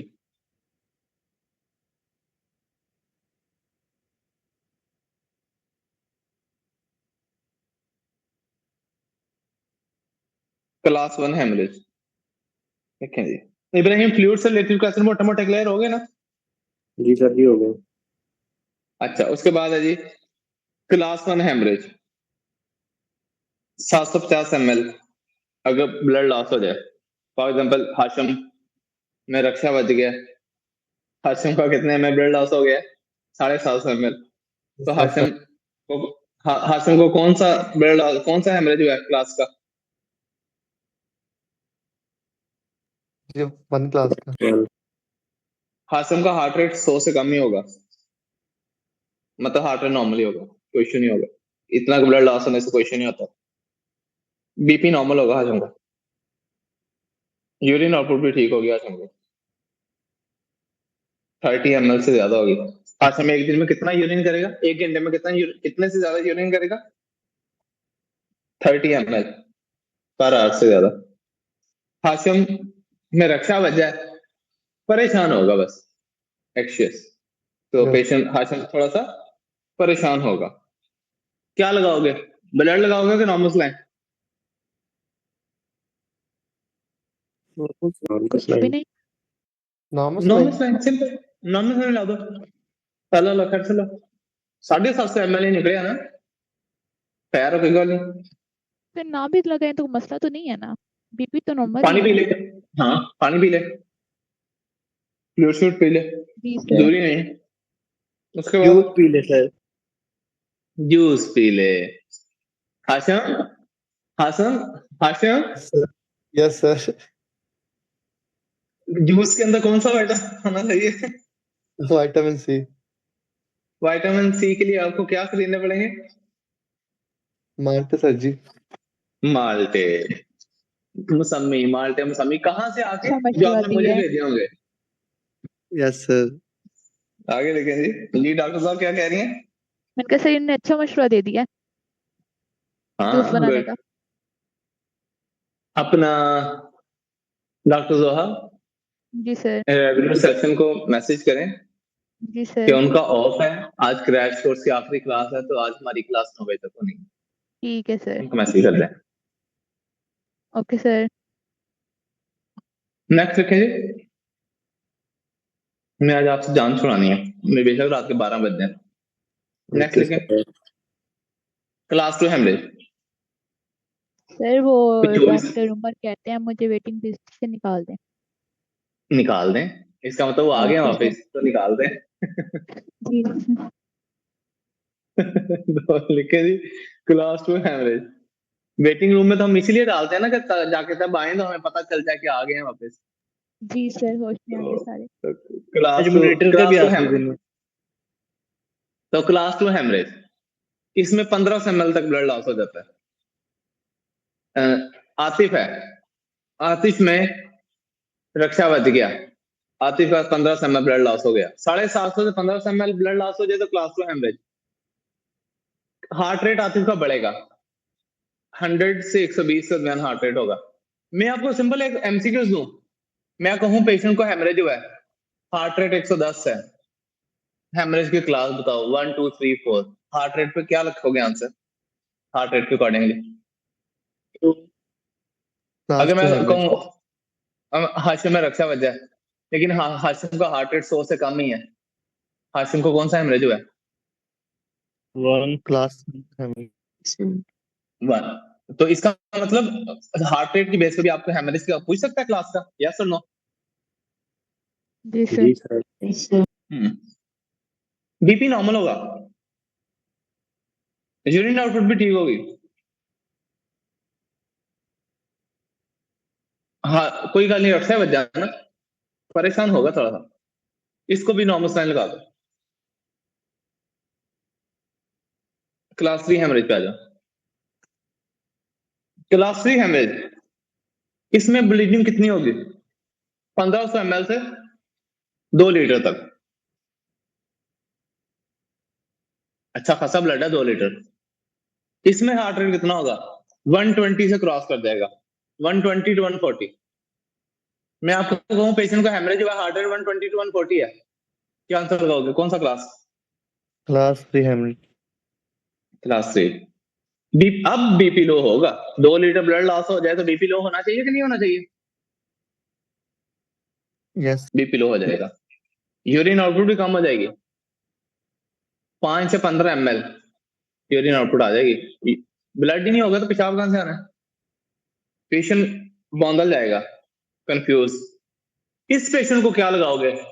आते साथ ही नॉर्मल साइन 1 लीटर प्लस, जैसे रेंज हो जाए क्या? Blood, sir. Blood transfer.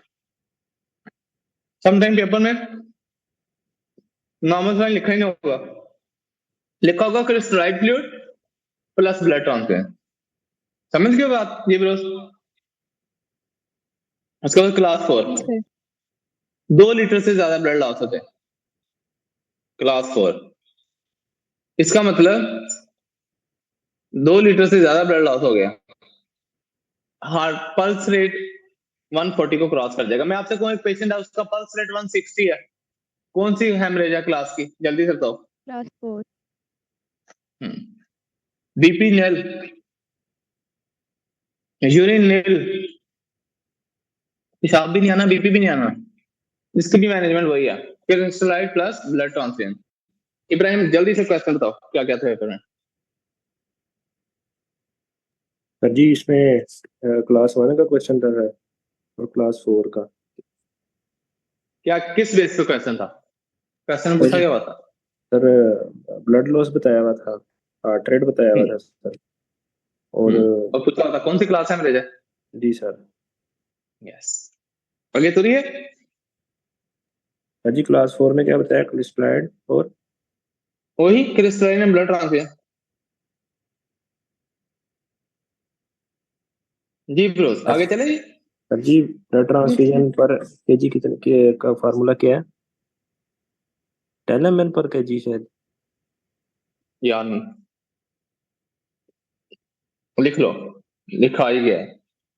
नहीं वो होता है पर केजी ब्लड कितना है, मेरे और आपके अंदर पर केजी ब्लड है 70 ml पर केजी है।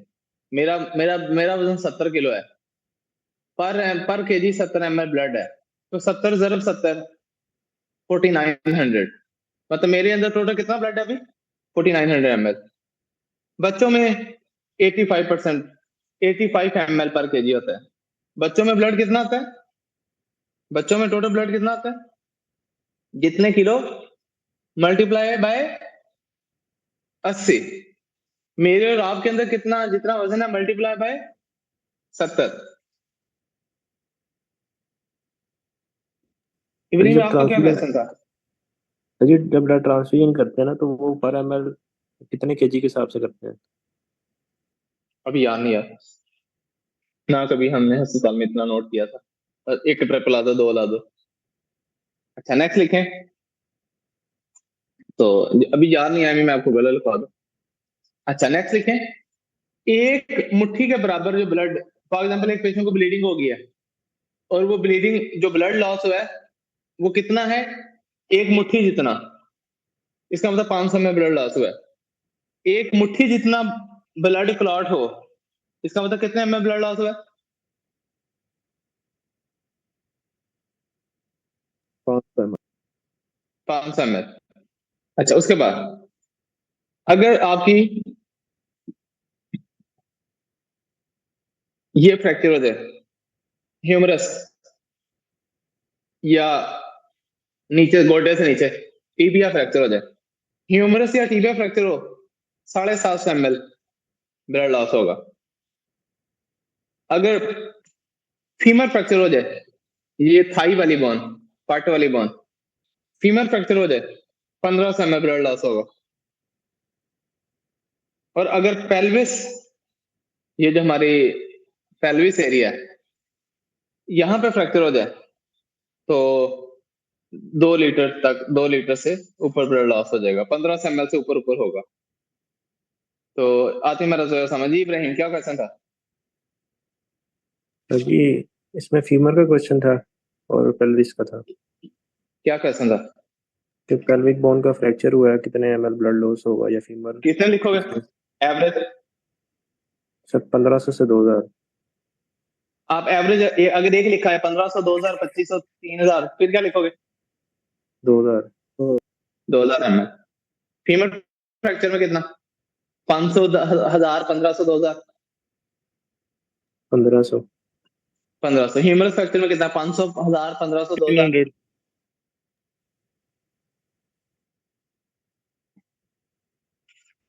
750 ml। जी ब्रो, क्लियर? आगे चलें जी। जी सर। उसके बाद है जी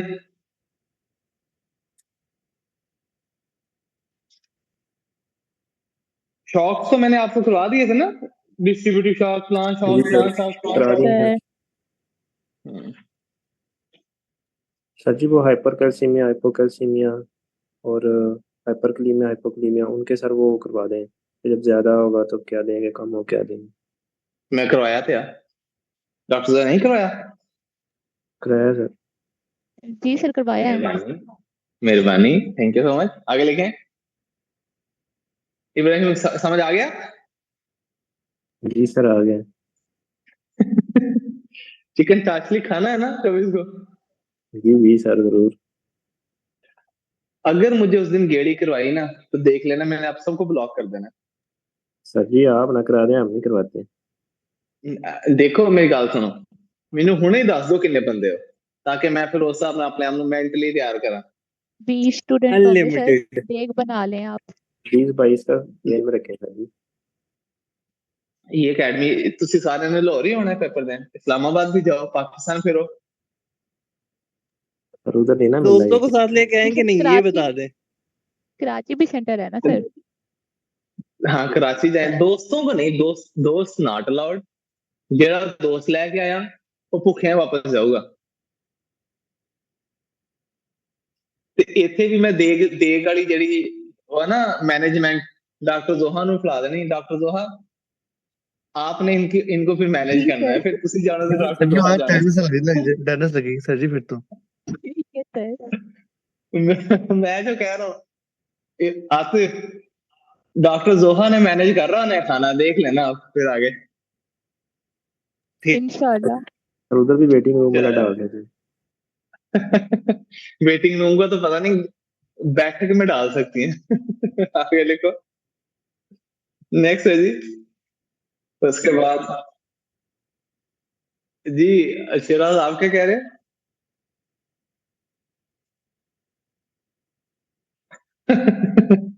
चलिए आगे लिखे। अभी मैं क्या बता रहा था आपको? हाँ, ब्लड कितनी एचबी से कम हो तो हम ब्लड लगाते हैं? अगर 7 से एचबी कम हो, अगर जनरल क्वेश्चन आ जाए एचबी कितने से कम हो तो हम ब्लड ट्रांसफ्यूज करते हैं रोज? 7 से 7 से कम। कम हो, हाथ से 7 से कम हो। अच्छा उसके बाद, लेकिन अगर पेशेंट दिल का मरीज है तो फिर हम इवन एचबी अगर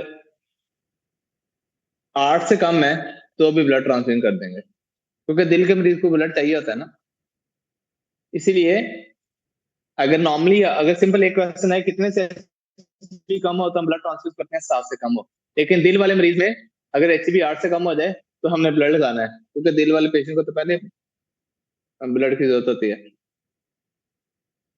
अच्छा, उसके बाद आगे लिखेंगे। बस ये एक अपने ध्यान में रखना है।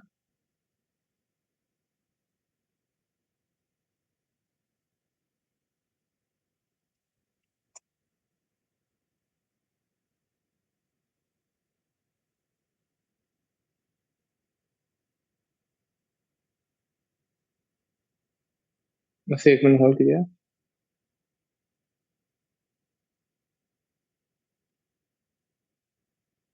कुछ मैं बस देख रहा हूँ आपने कुछ। फिर नमाज ना पढ़ते बस 1 मिनट, उसके बाद मैं पढ़ लूंगा। अभी तो बड़ा टाइम पड़ा है। हम जो ब्लड है ना, इसको 35 दिनों से लेकर 42 दिनों तक स्टोर कर सकते हैं। ब्लड कितने दिनों के लिए स्टोर हो जाता है? 40 डेज एवरेज। और ब्लड को बस एक तो ये अपने इसमें यार। उसके बाद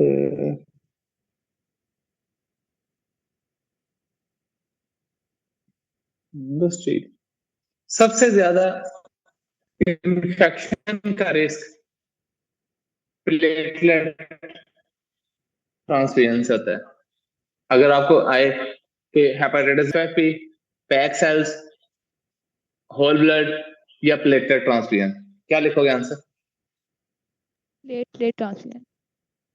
प्लेटलेट ट्रांसफ्यूजन, क्योंकि ये प्लेटलेट्स जो होते हैं ये बहुत अच्छा इन्वायरमेंट होता है इन्फेक्शन के लिए। प्लेटलेट सबसे ज्यादा इन्फेक्शन किस चीज के ट्रांसफ्यूजन होते हैं?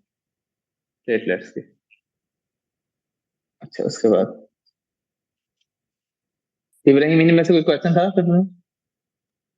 एचपी वाला था सर। आपको प्लेटलेट वाला भी था? जी सर, ये भी था।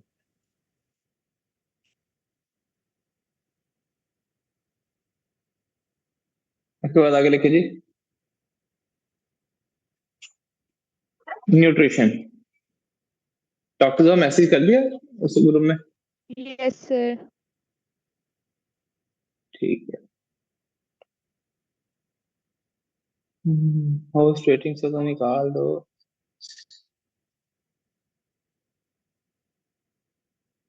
अच्छा, उसके बाद ये, हाँ चले आगे लिखें न्यूट्रिशन। तो एवरेज हमें कितनी कैलोरीज एक दिन में चाहिए तकरीबन? कैलकुलेटर निकालना है इब्राहिम जरा। जी सर। 25 ज़रब 70 लिखना।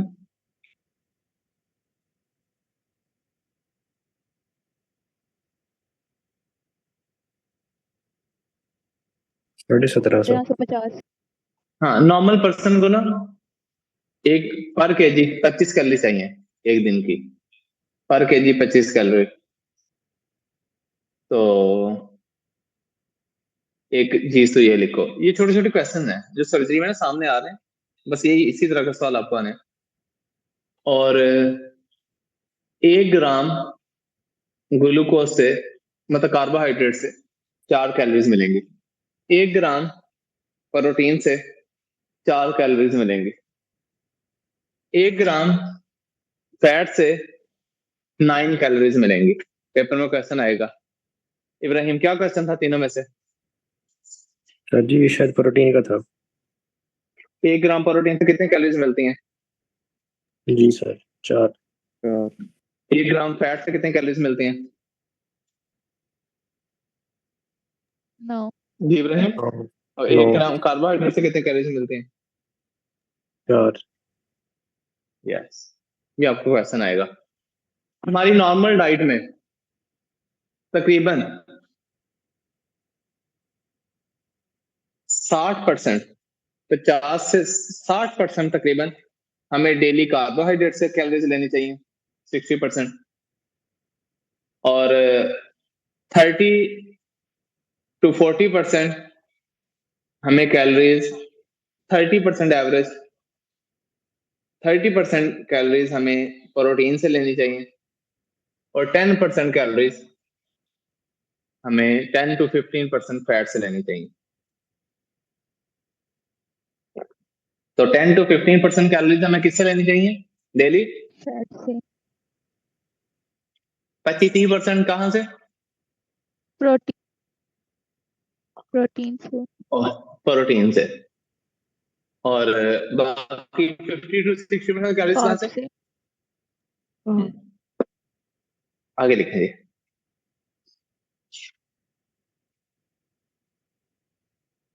लिवर के पास कितनी ग्लूकोज स्टोर होती है? 200 ग्राम। हमारे लिवर के पास ग्लूकोज स्टोर होती है 200 ग्राम।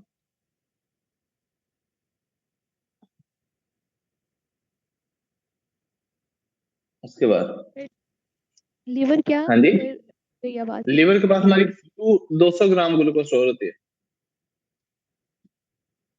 अच्छा, उसके बाद हम किस तरह न्यूट्रिशन को असेस कर सकते हैं? फॉर एग्जांपल एक पेशेंट की न्यूट्रिशनल स्टेटस क्या है, उसको हम किस तरह असेस कर सकते हैं? एक तो हम हिस्ट्री से, पेशेंट से हिस्ट्री ले लें। फॉर एग्जांपल उससे पूछें कितना वजन कम हुआ है पिछले 6 महीनों में। अगर किसी पेशेंट का वजन 10% वेट लॉस हुआ है लास्ट 6 मंथ्स में, इसे mild nutrition, mild mail nutrition कहेंगे। अगर किसी का वजन 30% डिक्रीज हुआ है तो इसे सीवियर मेल न्यूट्रिशन कहेंगे। इसके अलावा हम हिस्ट्री में, बस ठीक है, मेन चीज ये आता। पहले वाला क्या और था हम, सर? हाँ जी, क्या सर कह पहले रहे वाला थे? वेट लॉस 10% में क्या होता है? अगर 10% वेट लॉस हुआ ना लास्ट 6 मंथ्स में, तो ये माइल्ड मेल न्यूट्रिशन होगी।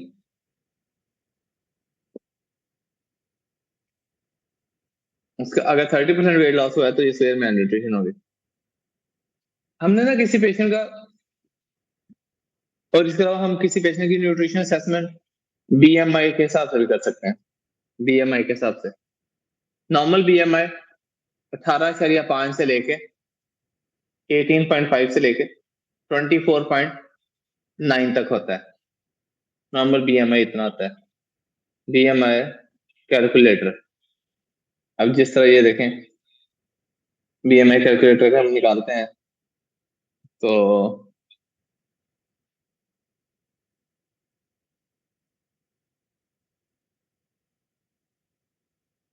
ये देखो, अब जिस तरह फॉर एग्जांपल हाइट लिख देनी है। मेरी हाइट है तकरीबन, आपकी इब्राहिम हाइट कितनी है सेंटीमीटर्स में? सर 171 है शायद। मेरी फिर होगी 170 होगी, 167 होगी तकरीबन। और वेट है 70 kg। और इसको अगर आप, ये नहीं, इसमें ये आपने ना सिंपल वाला कैलकुलेटर वाला निकाल लें, बीएमआई कैलकुलेटर, उसके अकॉर्डिंग दिया आपने, बस पता चल जाएगा ना जी ब्रोस? जी सर जी। हाँ जी, तो हाइट है जितने सेंटीमीटर में, फॉर एग्जांपल 180 सेंटीमीटर, 175 सेंटीमीटर मेरी हाइट है, आपकी 6 फुट से ऊपर हो गया 177। और वेट है जी आपका अगर 70 kg, तो ये बीएमआई कितना बना? कितने गया बीएमआई मेरा? हाँ जी, मेरा बीएमआई कितना बना ब्रोस? 22। तो ये नॉर्मल है। तो नॉर्मल बीएमआई कितना होना चाहिए? 18.5 से 24.9 तक। अगर बीएमआई 18.5 से कम है तो इसका मतलब ये है कि आपको न्यूट्रिशन का प्रॉब्लम है। अच्छा, उसके बाद आगे लिखें जी। अगर आपका बीएमआई 25 से 30 तक है, 25 से लेके 29.9 तक है, अगर आपका बीएमआई 25 से लेके 29.9 तक है, मतलब 25 से 30, तो आप मोटे नहीं हो, आप ओवरवेट हो। इसे हम ओवरवेट कहते हैं। अगर बीएमआई 30 को क्रॉस करता है तो फिर आप ओबीज हो, फिर आप मोटे हो। मोटा कब कहेंगे? जब बीएमआई कितने से ऊपर हो? 30 से। ओवरवेट कब कहेंगे? 25 से 30 के दरमियान। अगर बीएमआई 40 से ऊपर चला जाए फिर तो आपको वैसे ही ऊपर चला जाना चाहिए। This is called morbid obesity, मारने वाला मोटापा, बंदे की जानलेवा मोटापा, मॉर्बिड ओबेसिटी। बीएमआई कितने से ऊपर हो तो जी ब्रोस हम कहते हैं 40 अगर आपका बीएमआई 15 से कम है, मतलब एक मरीज है उसका 40 किलो वजन है, वो चलती फिरती 302 है। अगर बीएमआई 15 से कम हो ना, कोई सर्जन इनकी सर्जरी भी नहीं करता, वो कहता है इन्हें पहले मोटा करो, इनको इनको खुआओ, फिर मैं कुछ करना। जिसका पहले बीएमआई 15 है उसका मैं निकालूंगा बॉडी से। तो इसीलिए जिसका बीएमआई 15 से कम हो उनकी कॉम्प्लिकेशन बहुत होती है सर्जरी के बाद। इसलिए अक्सर इस तरह का कोई मरीज बहुत ही कमजोर सा हो ना, तो उसकी सर्जरी 6 महीने इसीलिए नहीं करते कि पहले इसकी सेहत बनाओ फिर इसकी सर्जरी करेंगे। जी ब्रो क्लियर है? Yes sir. और फिर अगर लेस देन 18 हो फिर? कर देते हैं, लेकिन 15 से कम रिस्क बहुत ज्यादा होता है।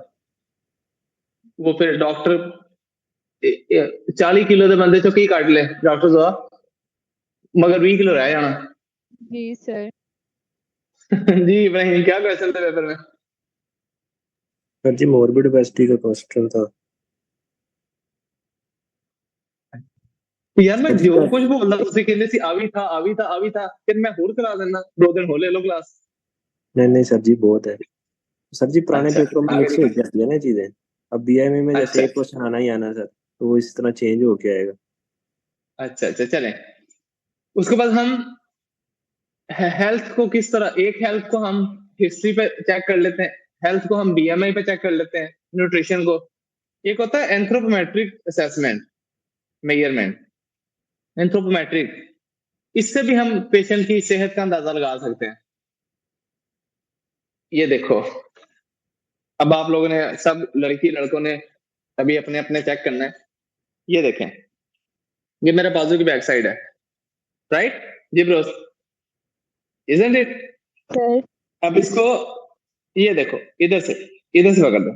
ये मैंने स्किन पकड़ी है जी ब्रोस, सर। ये मैंने स्किन पकड़ी है। ये थिकनेस चेक करनी है, ये ट्राइसेप की बैक साइड पे हमने ये थिकनेस चेक करनी है। ये देख रहे हो, जी सर। ये स्किन की थिकनेस यहां से चेक करनी है। ये कुड़ियां की बहुत ज्यादा होती है, लड़कियों की बहुत मोटी होती है। ये लड़कों की पतली होती है ये थिकनेस, लड़कियों की बहुत ज्यादा मोटी होती है। ठीक है, तो इसे इस असेसमेंट को हम क्या कहते हैं? Anthropometric assessment. हमने बेसिकली स्किन फोल्ड चेक करना है, कितनी फैट है। तो ये हमने किस एरिया के स्किन फोल्ड चेक किया? ट्राइसेप। ट्राइसेप एरिया का, ये ट्राइसेप एरिया का हमने स्किन फोल्ड चेक किया। तो म- मेरा कितने होगा? 12 कुड़ियां का 16 लड़कियों का ये फोल्ड बहुत मोटा आता है ये वाला।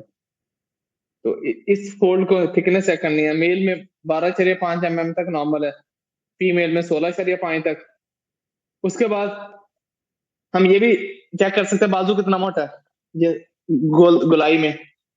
तो फॉर एग्जांपल इसे कहते हैं सरकमफ्रेंस, मिड आर्म सरकमफ्रेंस। तो अब मेरे पास फीता नहीं है इधर, तो मैं इधर से फीते से आपको मैच के बताता कि ये कितना बन रहा है। तो मेल का ये 29.3 सेंटीमीटर होना चाहिए, फीमेल का 28 एवरेज। तो इसके अलावा और हेल्थ असेसमेंट, इस टेक्निक को क्या कह रहे हैं ब्रोस? कौन से असेसमेंट? Anthropometric assessment. ठीक है, अच्छा उसके बाद नेक्स्ट देखें जी, हमें कितनी कैलोरीज चाहिए डेली सर्जरी वाले पेशेंट को? नॉर्मल तो मैंने आपको बताया 25 कैलोरी पर केजी के हिसाब से हमें चाहिए। जी ब्रोस ऐसे ही है? जी सर। अच्छा, जी सर्जरी सर। वाले पेशेंट को कितनी कैलोरी चाहिए? सर्जरी वाले पेशेंट को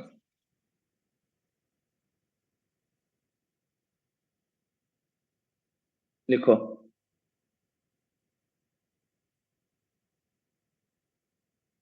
बेजल एनर्जी एक्सपेंडिचर,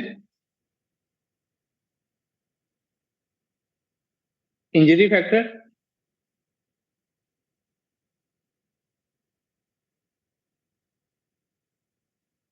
पहले लिखो बेजल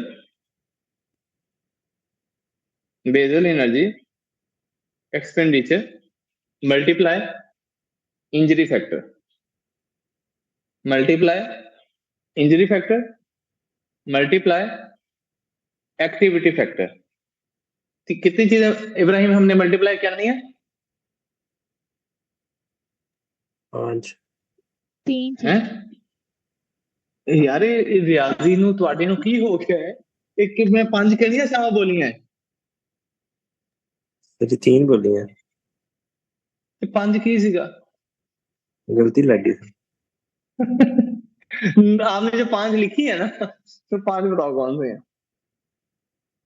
और सर जी मैंने बटरफ्लाई भी लिख लिया ना, वो पीछे लिखा हुआ है आपके। नहीं लिखना, आगे लिखो। तो 3 चीजें, basal energy expenditure multiply activity factor multiply अपना इंजरी फैक्टर। जी इब्राहिम कितनी लिखी चीजें? 3 सर। 3। एक्टिविटी फैक्टर से क्या मुराद है? लिखो, बंदा बेड बाउंड है, आगे लिख दो 1.2 1.2, ठीक है। बंदा एम्बुलेटरी है, मतलब चल फिर रहा है, आगे लिख दो 1.3। मैं बाद में बताता हूँ क्या लिखना है। एम्बुलेटरी है 1.3। बॉडी टेम्परेचर फीवर है, ठीक है, तो लिख दो 1.3। ये है एक्टिविटी फैक्टर। उसके बाद इंजरी फैक्टर लिखो। सर्जरी हुई है 1.2, इन्फेक्शन है 1.6, ट्रॉमा है 1.8, सेप्सिस है 1.8। इब्राहिम लिख लिए? जी सर। अब मैं आपको बताता हूं। अब वो 3 लाइनें, पहला वर्ड क्या लिखा?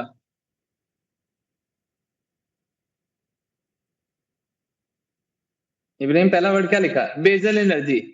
जी सर, बेजल एनर्जी। वो मैं 70 किलो का हूं, मेरी कितनी कैलोरीज बनी थी 25 के हिसाब से? 1700। 1700 लिख दो, 1700 लिख दो।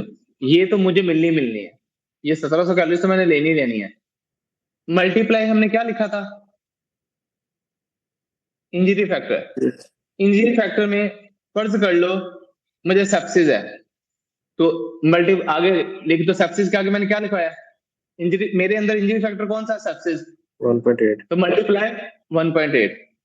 और मैं बेड बाउंड हूं, multiply activity factor. Activity factor में मैंने क्या लिखवाया? मैं क्या हूं? बेड बाउंड हूं, 1.2। तो एक जो एक्टिविटी फैक्टर होगा उसमें से वो लिख देना, जो आपका इंजरी फैक्टर होगा उसमें से वो लिख देना है, और जितनी कैलोरीज करो मल्टीप्लाई। इब्राहिम 1700 जरा 1.8 जरा मल्टीप्लाई 1.2, कितनी कैलोरीज बनी?